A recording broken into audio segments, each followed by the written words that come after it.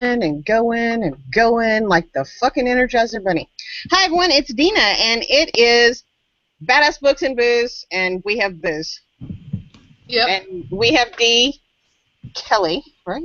Yes, Who's going to talk about her books, and then again, I have booze. So fuck. So Tiffany's getting her shit together because she's put together like a soup sandwich. But I was telling D about a conversation I'd had with my mother earlier. And this goes back to I bought all these fake lenses, right? And or not fake lenses, fake eyelashes to wear along with my fake wigs and fake tits and everything else I have that's fake. So But you don't have fake boobs. What's up with that? I totally what? But you don't have fake boobs. What's up with that? I know. I need some fake boobs. Maybe I can talk someone into buying me some fake boobs. So anyway, I had I told Mom I tried to put on the false eyelashes and just completely fucked it up royally. No fucking clue how to do it. So I told my mom that she completely and totally fucked me while she raised me because she never taught me how to put on fake eyelashes. And she's like, well, you put them on like... I was like, you know what? My hands shake too much. I'm just going to pay my little Korean girl that does my fingernails and has put on my eyelash extensions. I'll just pay her. And then that way. Whatever. All right, so, Tiffany, you got your shit together? Yeah, I think so. I had to remember. Tonight's episode is brought to you by... First, second, third, fourth, 1.5. Tonight's episode is brought to you by Tiffany's Moonshine. Woohoo! And my... And my little star ice cubes. Oh, for fuck's sakes. And I want some of those. what am I drinking? Oh, grapefruit martini. No, grapefruit margarita. Something like that. Jose. And everyone say hello to Silver Fox. He'll listen or not. Hey, Silver Fox. So, all right. So, our guest, as I said earlier, is D. Kelly. And she is a brand new member of Badass Book Society because I think someone blackmailed her. No.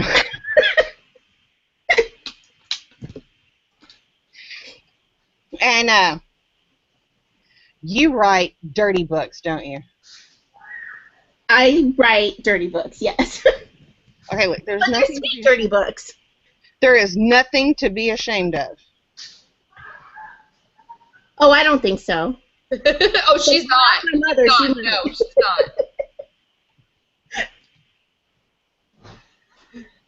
D has no shame. I have no shame. It's a blessing and a curse. I have no shame, and I'm fine with it. Let's go back to the beginning with I've been with D since the beginning on her editing. And first book we did together was Breaking Kate, and it's part of the Acceptance series. So, D, can you tell us a little bit about that series as a Quick, give me your elevator pitch. My elevator pitch? Yeah. It's the Love Triangle series, which isn't always good for certain people. But Someone's always going to get hurt. yeah, somebody's all, well, yeah, I guess so. I tried to make it painless, but it's a love triangle series. It's about a group of friends that all grew up together and how the main couple grew up as a couple and then they had a misunderstanding and it falls apart, and the lead woman meets somebody new who ends up, they find out later, is best friends with her ex. And so it's how they learn to figure out who she's going to fall in love with or be with, and how they recover their friendships from being, friends, childhood friends, and lovers, and now best friends with the ex. And it's a good series, I think. That's why it's called the Acceptance series, because there's a whole lot going on there. There is a lot of forgiveness and acceptance, of course. But there's no, like, I think what I like about it is in a lot of the love triangle books that you read, the characters seem to be, like, out for vengeance against the other person. And That's how I operate. yeah, and I mean, this wasn't like that. I mean, you have a few scenes where, you know, you wonder if they're gonna go at each other's throats. I mean, if they're just gonna absolutely kill each other, or if this is actually going to work out. And in the end, there's an HEA for everyone. You know, so I mean, that's what people need to keep in mind. It may be a love triangle, but everybody gets their happily ever after. And it's really got a huge focus on friendship. The book is really, I think, just as much about friendship as it is about the romance. Okay, you know what? Let me ask you something. What's the age bracket of your people? 24, 20, 24, 23, 24. Mid-20s, basically, Yeah. almost. Yeah, so it's definitely And I think not the adult. way that a mid-20s love triangle is handled is different than how, like, an early 40s, late 30s love triangle is handled. Actually, I think they all handled it pretty damn well for being as young as they were. Really? Yeah.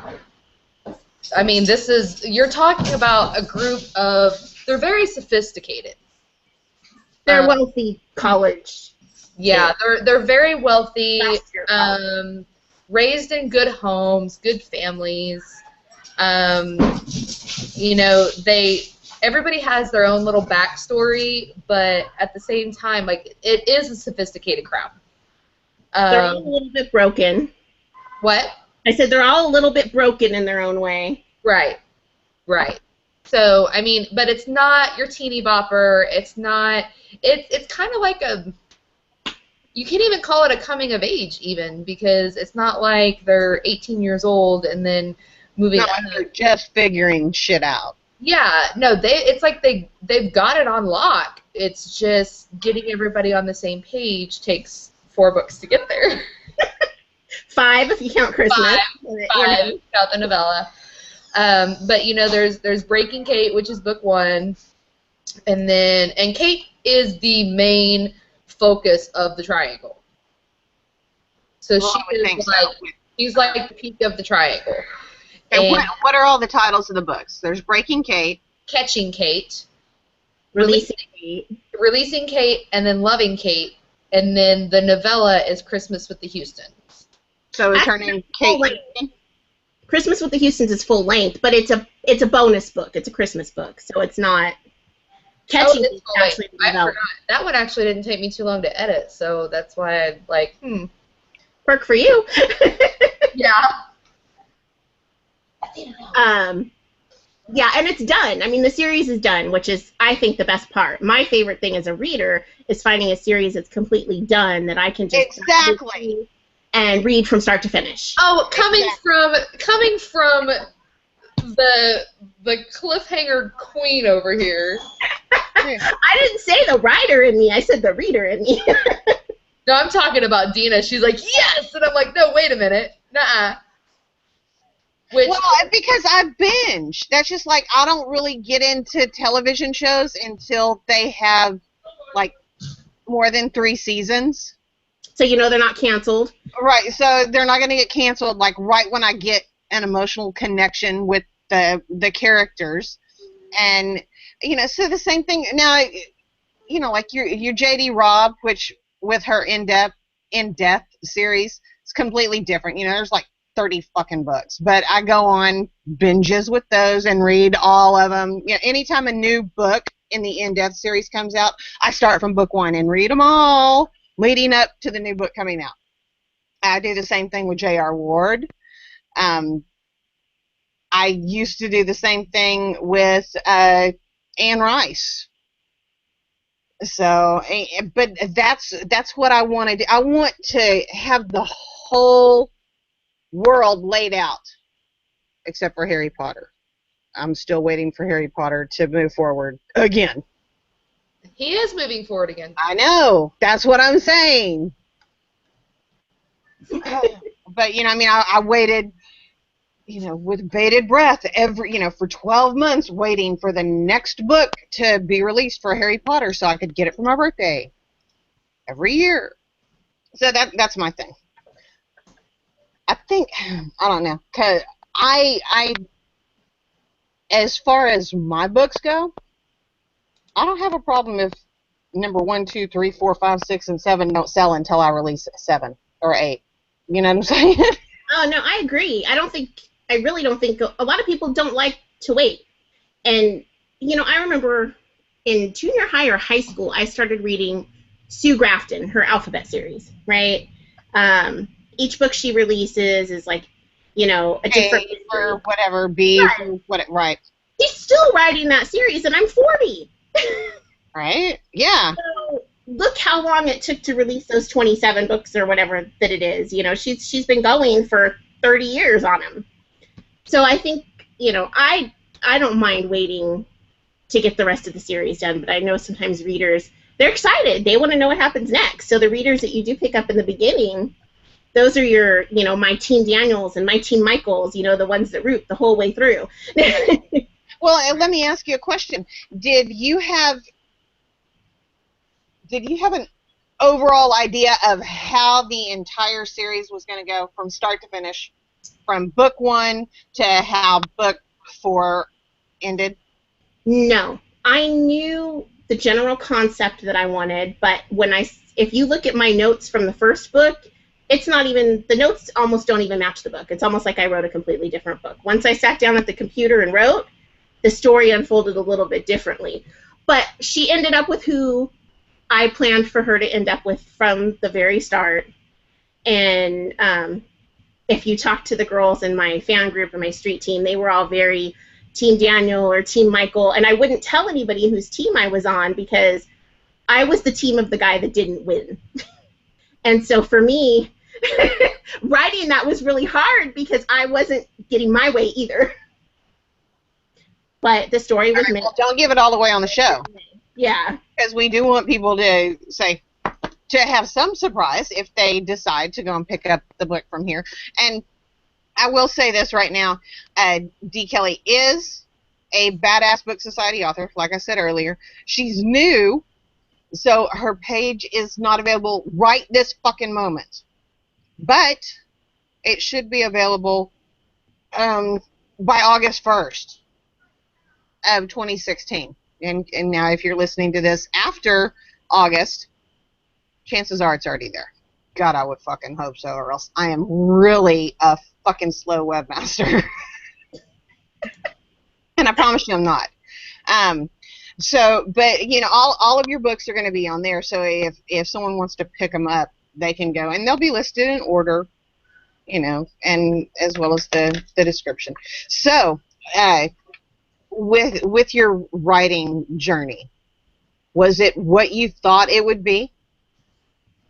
I mean, did you think your story, I know you said that you were rooting for the person who didn't win. So, did you always think that the person who didn't win the love triangle was not going to win the love triangle? Yes. I mean, I knew from the beginning who I wanted to win. Didn't we have this discussion? No, that's what we're expounding on. I think me and Dee had this discussion when we were doing the books in the beginning. Yeah, I think it was when we did Catching Kate that we had this discussion. And it's interesting because Catching Kate was supposed to be the third book in the series. And it's actually the second. It's the novella. It's 1.5. When I wrote the first book and I went on to the second book, I realized that Catching Kate had to come first. I couldn't skip that story and go to the next one without writing Catching Kate. So actually, I had to alter my whole plan and release a different book sooner than I had planned to. But I think it made it better. Right. Because you got that character's... Catching Kate's written completely from the male point of view of the her childhood friend turned boyfriend as they grew up. So he tells their love story from the very, very, very beginning, from when they first met. Right. Tiffany, you got any questions? Not about Kate. I want to move on to Cassidy. Who the hell's Cassidy? The new series.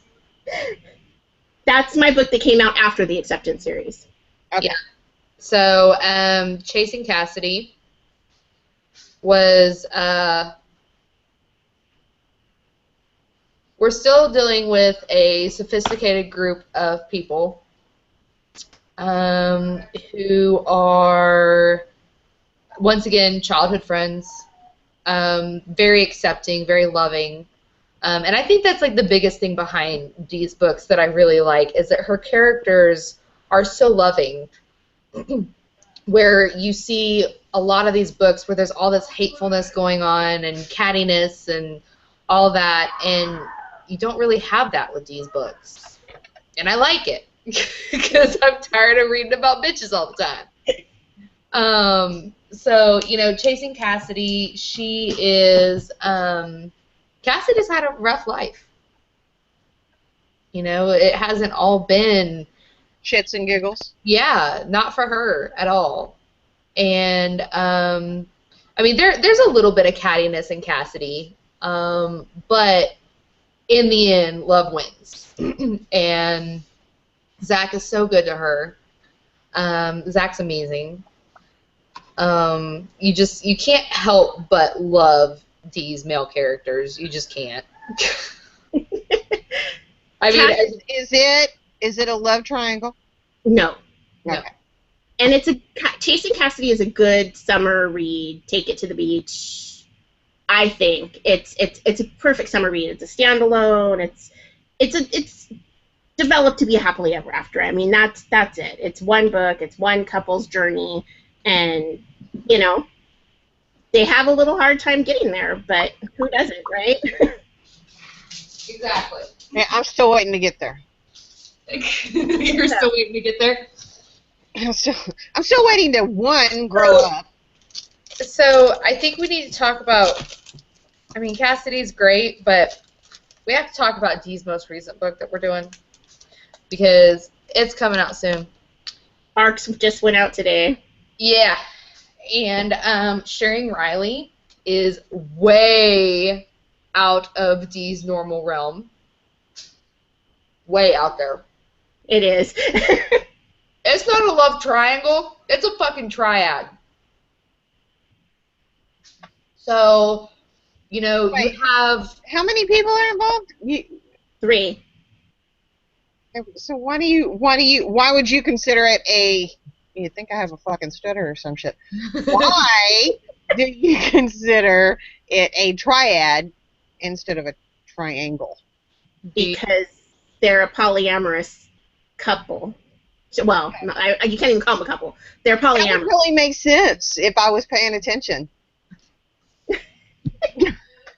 Yes, But it's about polyamory.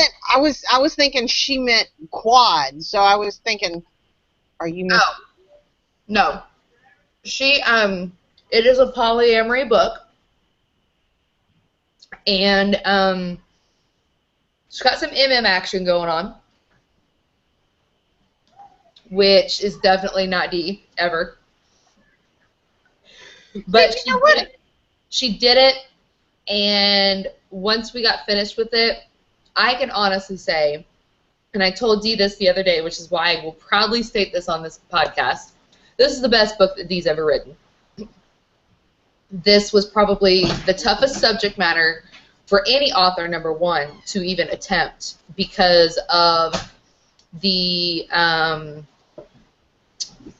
what's the word I'm looking for? I can't even think of it. Because of the sensitivity of the subject. And once we got done...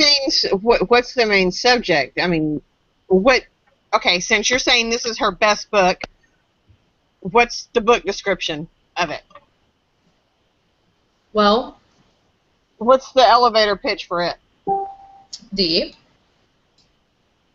Sharing Riley's about a girl who grows up in a very affluent family, and she's, has to mind her P's and Q's because they're a very public family and they're very well known, And she realizes very early on in her college years that she is polyamorous. And this is her journey dealing and understanding and coping with her sexuality and how it is going to affect her life and the lives of the people around her. If they will accept her, if they will still love her, if she can, can she come out in the open and have this relationship with two men when everybody is going to look down on her and judge her just based on her sexuality. Really? Do you think people do? Judge you on your sexuality? Yeah. I think it depends. Hello? Look where you live. Yeah, I think it depends on where you live and how you're raised. My mom is actually a really kind of a funny example about this. My mom hears things through the grapevine, and she assumes that they're true. So she refuses to read or watch or anything to do with 50 Shades of Grey because she thinks it has to do with threesomes. I refuse to have anything to do with 50 Shades of Grey, but simply because it's a fucking bullshit piece of shit. It has nothing to do with the subject matter. It has to do with the writing. But I think that you get people like my mom who automatically are predispositioned to hate something because they don't understand it or because they don't morally agree with it and they think it's ethically incorrect. When the fact of the matter is, what part of I'm going to assume by listening to your voice that you're in the United States. Yeah, I'm in California. And really? Yeah. And are you like northern, southern, central? Southern, born and raised. No, northern, southern, or central California? Southern. Really? Yeah. Okay, that's just crazy. I'm about half an hour outside of LA. So I would think, just going by my own personal preconceived notions, I would think East Coast, West Coast are so much more liberal in terms of everything. I mean, their politics, their social mores, everything than the average middle America South would be. And see, you're saying something that I would expect my family in the deep South to espouse. Well, wait. I guarantee you my family in the deep South does espouse, except for my mother who's a hippie. Yeah. And see, I think that goes to like your preconceived notions anyway. God, I need to do something with my eyebrows. Sorry. I think people do have a lot of preconceived notions. And, personally, myself, I don't give a fuck what you do inside your bedroom. You know what I mean? Or how you live your life. If you're good to me and I'm good to you, we're good. Right. I don't put myself in someone else's bedroom. Don't put yourself inside mine. Absolutely. Cobwebs and everything. And that's something that I actually kind of go over in the book. Because, not the cobwebs and everything, but, Oh, my gosh. Just in general, that your sexuality is nobody's business but your own and the people that you're with. Right. It's not, as far as I'm concerned, it's not a point of contention unless you make it a point of contention. Right. But I don't think that you're going to walk outside and you're going to expect to see a woman with two men or a man with two women. I don't think if I saw a man with two women or a woman with two men, I don't think I would even go to the sexual connotation of that. Unless they were being obvious. Yeah. Because I grew up and my best friends were like two guys and four girls, and we were constantly walking down the halls of school, holding hands, hugging on each other, and there was nothing sexual going on, no matter how much one of them wanted it. Right. But so because we were all best friends, equally so, and so I don't see a grouping and put a sexual connotation to it. Unless they put one on it themselves. Yeah. I don't even know if, unless they were naked and having sex on the street is the only way I would see it as a sexual connotation. Mm-hmm. I don't see holding hands as a sexual connotation. I don't see hugging, walking arm wrapped around each other. I don't, but my mother's a hippie, so I had a really liberal raising. So maybe that's why I don't see it that way. Well, and I think in this book, too, you have Riley, who's raised very conservatively, and she is trying to figure out, could she go out in public? And if somebody said something or somebody noticed something or somebody, rolled their eyes at her, could she handle it? Could she be okay with being the person that she is? And this book is really about her growing into not giving a fuck what anybody thinks about her, and you go, girl. Being who she was born as, Yeah, I get that.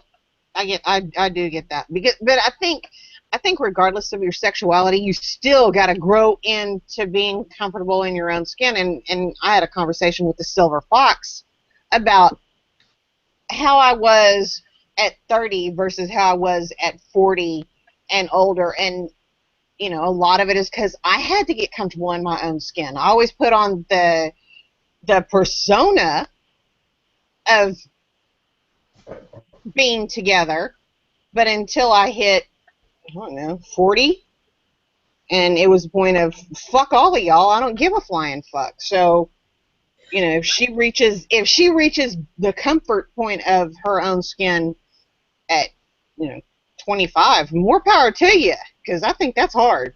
Yeah, and she's about 28 in this book, and I agree with you. I hit 40 this year, and after 40, there's something I think that I have become more like, I don't care what you think, you're not me.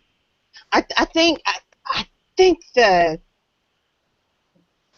just the mental barrier of hitting 40 does something. I was a lot freer at 35, a lot more, I don't know. I don't want to say freer because Tiffany thinks it means sexually. No, it's not. And I don't want to say comfortable in my own skin, but really I was a lot more, fuck it, I don't give a shit at like 35, but that's where I am. My 35. 32 to 34 were like serious shit was going on. And so after that, I'm thinking, fuck, there ain't nothing you can throw at me that I can't fucking handle. Y'all can all suck it up. There you go. So, and then, I was still kind of pussyfooting along, and then, 40, and I'm knocked up and single and going, fuck all of y'all, and give a shit what you think. I'm 40 shooting out babies. Because I'm retarded. 20-year-old. But I have a 22, a 14, and a 7. Okay. Because evidently I forget how babies are made. Get that mental block after a certain amount of years, right? Or I'm celibate for 7 years at a stretch. That's looking really possible. Fuckers. You know what? If I ever break my celibacy streak, what are we going to talk about? Nothing. We're going to talk about Dina's sex life. Because you know what? There's like... She's going to be screaming from the fucking mountaintops. There's like 3 hours a week where my sex life plays a part in conversations, either online or in person. 3 hours a week. I'm not getting laid. So... if I ever get laid, I don't know what the fuck's going to happen. Hell's going to freeze over. Well, it needs to, because it's hot as shit and my tits are sweating. Just saying. Oh, so yes, Sharing Riley arcs are out. What's your release date? July 12th. So we have about 12 days, 11 days before that book comes out. So Yeah. it's been edited and everything, right? Everything's done. Well, see, I asked because I sent my arcs out before I'm sending it to my editor. Well, you're sending it out to betas. She's sending it out to bloggers. Yeah, true that. It's already been through beta. It's been through 2 rounds with Christina on each part, and then 2 rounds with me, and 4 hours of formatting hell. Because the formatting got messed up. The formatting in the document got messed up somehow when we combined the 2 documents, and it was hell fixing it. But I fixed it. I'm sorry, you don't know my fucking number? Where you were nowhere to be found at 1 o'clock in the morning. Yeah, she said it back to me at like 2:30 in the morning. That's right. I was awake, bitch. I didn't go to bed till 7 o'clock this morning. I was nowhere to be found at noon. Oh no, this was when was this, Dee? Tuesday, Monday, Tuesday, Monday or Tuesday? Monday. Well, I guess early Tuesday, because it went to the formatter on Tuesday. So We went to the formatter Tuesday night. yes. So yeah, it was Monday night that we did that, and then Tuesday I got the dedications. I so could have had your fucking shit. Okay. So yes, July 12th, sharing Riley. FYI, Riley is Zach's sister from Chasing Cassidy. So we have a continuation of characters here. They're companion books. They're not. Dee, do you have a series name for this? No, because it wasn't supposed to be a series in the first place. Sharing Riley just kind of took on a life of its own after Chasing Cassidy. So they're more companion novels. You don't really have to read one to read the other. But if you don't like spoilers, I would suggest reading Chasing Cassidy first, or you're going to kind of know their ending, right? But Yeah. But you don't have to read one to understand what's going on in the other. There's enough backstory in Riley's book to explain Zach and Cassidy. Yeah. Okay. All right, but be on the lookout. Follow Badass Book Society, or as we're known on Twitter, Badass Book So. Badass what? Badass Book So. Oh, yes. Always had like a question mark. So. I thought we were BABS. No, that's our hashtag. Okay, got it. BABB and BABS, same thing. Look for those hashtags on Twitter, and if not, search out badassbooksociety.com and you can find her stuff on there. And we are saying goodnight for the night. Come back for Badass Book Pub, or Badass Pub. Badass Pub. Booze is involved. And we will be starting in 10 minutes because I got to pee first. Me too. So, good night. Peace out, bitches. Night. Night.